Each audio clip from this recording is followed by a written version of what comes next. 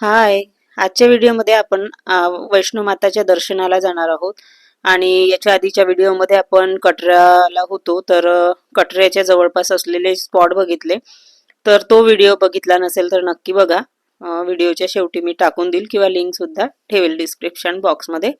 So video भरपूर दिवस shoot केलेले होते पण ते अपलोड करायला जमलंच नाही. तर चला मग आता माता राणीच्या दर्शनाला. Good morning. हाय हॅलो नमस्कार, कसे आहात तुम्ही सगळे? मजेत नाही हो? तुम्ही सगळे मजेत असाल तर आजच्या व्हिडिओला सुरुवात. आणि आम्ही चाललोय वैष्णोदेवी. जय माता दी, जय माता दी. तर इथे वाजलेले होते सकाळचे 6:30 किंवा 6 वाजले असतील आणि बघू शकता जास्तीत जास्त दुकाने इथे बंद आहे. आणि आम्हाला हॉटेलवाल्यांनीच त्यांच्या गाडीने इथे सोडून दिलं. सो आम्ही जे हॉटेल केलं होतं ते खूप छान होतं. म्हणजे त्यांनी भरपूर असं सर्व्हिस दिले आम्हाला. म्हणजे छान सर्व्हिस दिल्या कमी पैशामध्ये. सो त्यांनी आम्हाला सोडून दिलं. तर 17 लोक असल्यामुळे 2 ट्रिपा मारल्या. तर अशा प्रकारे आम्ही आता वैष्णोमाताच्या दर्शनाला जाणार आहोत. त्याआधी तुम्ही बघू शकता भरपूरसे असे दुकानं बंद आहेत. नंतर हे जे गळ्यामध्ये तुम्हाला कार्ड दिसत आहे, निळा कलरची पट्टी आहे, तर ते आम्ही आदल्याच रात्री काढून घेतलं. म्हणजे एंट्री केली होती आणि ते कार्ड घेतल्याशिवाय तुम्हाला समोर जाताच येत नाही. सो तुम्ही कटऱ्याला येत असाल आणि माता राणीच्या दर्शनाला वरती जात असाल तर त्याआधी तुम्ही हे कटऱ्याला कार्ड काढून घ्या. आणि आम्ही आदल्या रात्रीच काढलेलं, कारण की दुसऱ्या दिवशी वेळ गेला नाही पाहिजे. सो आम्ही फक्त सकाळी तयारी केल्या आणि इथे आम्हाला त्यांनी हॉटेलवाल्यांनी पोहोचून दिलं. हॉटेलवाल्यांनी खूप छान गायडन्स केलं होतं. सो तुम्ही बघू शकता मस्त आजूबाजूचं किती सुंदर असं वातावरण आहे आणि इतकं सुंदर वाटत आहे. सकाळचा सूर्य आणि आजूबाजूला हिरवं असं पहाड. आहा, खूप छान वाटत आहे. सो इथे आम्ही आता सुरुवात करणार आहोत. त्यासाठी आधी पहिलेच मस्त वेगळे असे फोटो काढून घेतले, थोडासा व्हिडिओ शूट करून घेतला आणि तुम्हाला खूप मजा येणार आहे. समोर जे जे स्पॉट मी शूट करेल ते ते सगळे मी तुम्हाला दाखवणार आहे. सो इथे तुम्ही बघू शकता. तर पहिल्यांदा मी ते हॉटेलच्या सरांना थँक्स म्हणायला म्हणेल. तर व्हिडिओ बघत असाल तर थँक्यू सर. तर इथे बघू शकता क्वचित एकट दुकट दुकाने उघडलेली होती आणि आम्ही एकदम सकाळी सकाळी इथे आलेलो होतो. तर बघा इतकं सुंदर वाटत आहे. आणि इथे सगळे ना यायचे होते.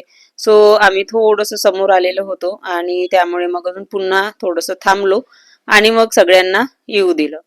तर बघा सुंदर अशा वाइब्स वाटत आहे मॉर्निंगला. आणि बघू शकता तुम्ही आजूबाजूला पहाडच पहाड. तर ही माझी मोठी बहीण आहे. फोटो काढून घेतले थोडेफार अजून. आता इथे फोटो पण काढून घेतल्यानंतर एक ग्रुप फोटो काढला. कारण की नंतर मग कसे स्कॅटर्ड होऊन जातात, थोडेसे कोणी मागं कोणी पुढं असं होतं. त्यामुळे एक फोटो काढून घेतला. नंतर समोर चालता चालता आम्हाला इथे बाणगंगा, जाता जाताच लेफ्ट साईडला थोडंसं खाली उतरावं लागतं. सो इथे ही आहे बाणगंगा.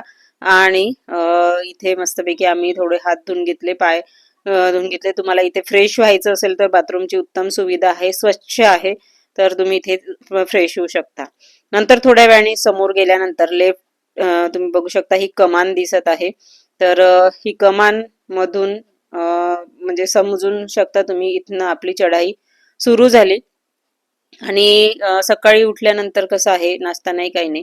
सो तुम्ही हे थोडंसं इथे खाऊ शकता. कमान पासून थोडंसं समोर आल्यानंतर शुभ्रा भवन आहे. लेफ्ट साईडला अगदी कमान आहे, त्यानंतरच थोड्या वेळाने लेफ्ट साईडला शुभ्रा भवन आहे. इथे एकदम मस्त असं फ्री आणि एकदम स्वच्छ टेस्टी असं नाश्ता मिळतो आणि सेल्फ सर्व्हिस आहे. सो इथे शिरा होता आणि चणे होते आणि चहा सुद्धा फ्री होता. आणि एकदम मस्त असं शांततेने खूप छान असा जे आहे इथे आमचा नाश्ता झाला. सो आपल्याला चढाई करायची आहे त्यामुळे लाईट लाईट नाश्ता केलेलाच बरा राहील. छान शिरा आहे आणि मस्त पैकी असे छोले. सुंदर आहे, टेस्टी आहे. शुभ्रभवन इथे नक्की या, स्टार्टिंगला येता येता. आणि छान फ्रीमध्ये आहे आणि फ्रीमध्ये आहे आणि एकदम टेस्टी असते. छान अशी सेवा करून राहिलेली आहे, जबरदस्त. जय माता दी. और आगे मिलेंगे. नाश्ता वगैरे झाला. पुन्हा थोडंसं समोर गेल्यानंतर आम्हाला थोडंसं काही वेळ चालल्यानंतर मस्तपैकी असं पुन्हा एक मस्तपैकी अशी नदीच म्हणून, नदी नाही, गंगाच आहे. सो इतकं सुंदर वाटत होतं इथे, अतिशय म्हणजे ते झरण्याचा आवाज आणि ते पांढरं शुभ्र पाणी स्वच्छ एकदम. तर आम्ही पहिल्यांदा आलो होतो जेव्हा माझा छोटा मुलगा 3 वर्षाचा वगैरे असेल, तेव्हा आम्ही इथे हे पाहिलं नव्हतं. असेल ते पण आम्ही उतरलो नव्हतो. सो इतकं छान वाटत होतं. तुम्ही आजूबाजूचं बघू शकता वातावरण. तर इथे तुम्ही आंघोळ सुद्धा करू शकता. भरपूर अशी मुलं बघू शकता आंघोळ करत होते आणि एकदम मस्त असं स्वच्छ पाणी होतं. तर अशा प्रकारे इथे सुद्धा आम्ही फोटो वगैरे काढून घेतले आणि अशा प्रकारे माता राणी चं दर्शन करण्यासाठी एकदम मस्त अशी स्फूर्ती येते. तुम्ही नक्की एकदा कटऱ्याला सॉरी वैष्णोदेवीला या. आणि इथे नंतर थोडंसं समोर आल्यानंतर चरण पादुका आहेत. तर इथे सुद्धा आम्ही दर्शन करून घेतलं चरण पादुकांचं. आणि पुन्हा थोडंसं समोर गेल्यानंतर इतकं सुंदर असं व्ह्यू वाटत होता. सो इथे फोटो सुद्धा काढून घेतले. पुन्हा थोडंसं समोर गेल्यानंतर भरपूरशा ठिकाणी हे वाजवत राहतात काका लोक आणि माहित नाही काय एनर्जी येते. तर त्या माता राणीच्या दर्शनाला जाताना असे काका वाजवत राहतात. काय म्हणतं तर त्यामध्ये इतकं जोश येतो नाचायचा. पाय जरी दुखत असतील पण एक वेगळंच वाटतं, ताकद येते आणि मला डान्स करायचाच होता. सो इथे मी आपलं इच्छा पूर्ण करून घेतली आणि नंतर त्यांना पैसे दिले आणि नंतर पुन्हा थोडंसं चालत आल्यानंतर इथे आम्ही आलेलो आहे अर्धकुंवारीला. सो इथे थोडंसं बसलो, फ्रेश झालो आणि इथे तिकीट काढून घेतली. आणि इथे दर्शन लगेच होत नाही. इथे अर्धकुंवारीला तिकीट काढल्यानंतर जो आपला नंबर असेल त्याच्यानुसार इथे दर्शन होतं. आमचा नंबर भरपूर लांब होता. सो नंबर तर लागण्याची शक्यता नव्हती. दुसऱ्याच दिवशी लागणार होता नंबर. दुसऱ्या किंवा वेळही लागू शकतो. नंतर इथे अर्धकुंवारीलाच बाजूला थोडंसं वरती गेल्यानंतर हे आहे, लंगर आहे. तिथे एकदम फ्री अशी सर्व्हिस, एक नंबर असं जेवण, राजमा चावल असं आहे आणि असं मिळालं आम्हाला. वेगवेगळं काही राहत असेल पण आम्ही गेलो तेव्हा हेच होतं आणि अनलिमिटेड कितीही खा.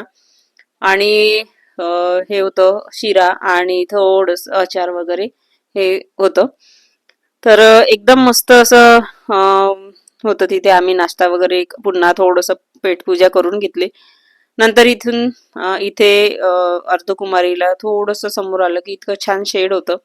आम्ही अर्धा तास तरी इथे आराम करून घेतला, रिलॅक्स झालो. आणि इतके बंदर होते इथे, बापरे. आणि बघू शकता तुम्ही इतकं छान असं आजूबाजूचा व्ह्यू जो आहे ना, इतका छान वाटत होता, जबरदस्त.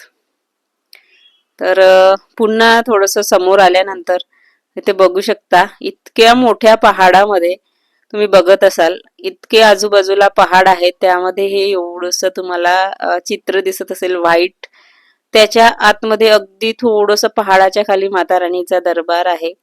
आणि काय लीला म्हणू शकता तुम्ही, इतके मोठे मोठे पहाड आहेत, बघू शकता तुम्ही आजूबाजूला.